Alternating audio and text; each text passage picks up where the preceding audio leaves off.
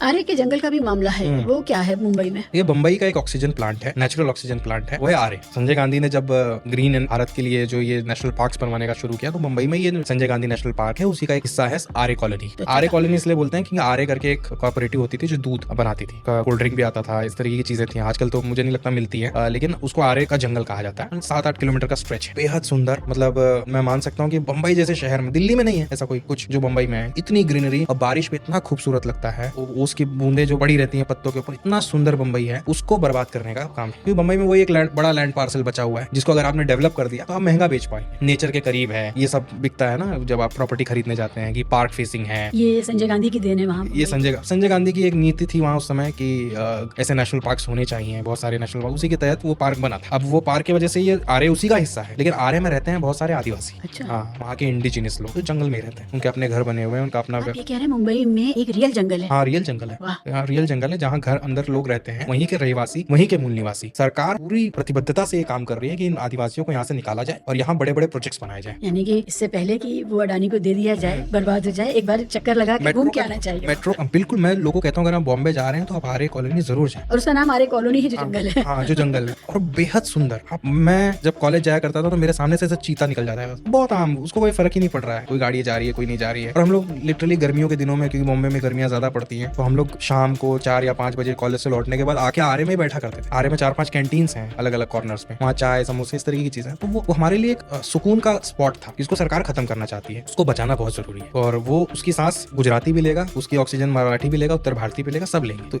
उसको बचाना बेहद ज्यादा जरूरी है, तो लोग समझ नहीं रहे। आज दिल्ली में पिछली साल गर्मी में 52 डिग्री तक टेम्परेचर चला गया, और कारण क्या है कि दिल्ली में पेड़ ही नहीं है, पेड़ काटे जा रहे हैं लगातार। तो आपका ये जो डेवलपमेंट का मॉडल है, ये खराब है, इसको आप सही नहीं बता सकते। दिल्ली का जो केजरीवाल के टाइम में सुंदरीकरण हुआ, बड़ा भारी पड़ा पर्यावरण के लिहाज से। सौंदर्यीकरण जो है, लाखों पेड़ ये अपने आप, अरविंद केजरीवाल ने सौंदर्यीकरण अपने आप में एक बहुत ही खतरनाक शब्द मैं देखता हूँ कि बड़ा घटिया चीज को एक रैपर में लपेट कर सौंदर्यीकरण के नाम पर बेचा जाता है। चांदनी चौक के सुंदरीकरण में पूरा पुरानी दिल्ली का आसपास का इलाका बर्बाद कर दिया। जैसे मैं रहता था पहले मुनीरका में, दिल्ली में, जेएनयू के सामने, वहाँ उसके पास एक ब्रिज है, ब्रिज के नीचे लोग लेटे रहते थे रात में। सौंदर्यीकरण नाम पे वहाँ पार्क बना और वो सारे लोग हटा दिए गए। अगर आपका ये डेवलपमेंट का मॉडल है, मतलब ऐसा नहीं होगा आपने हटा के नए घर में शिफ्ट कर दिया हो उनको, या कुछ रैन बसेरों में शिफ्ट कर दिया हो, आप सौंदर्यीकरण के नाम पर लोगों को भगाते हो।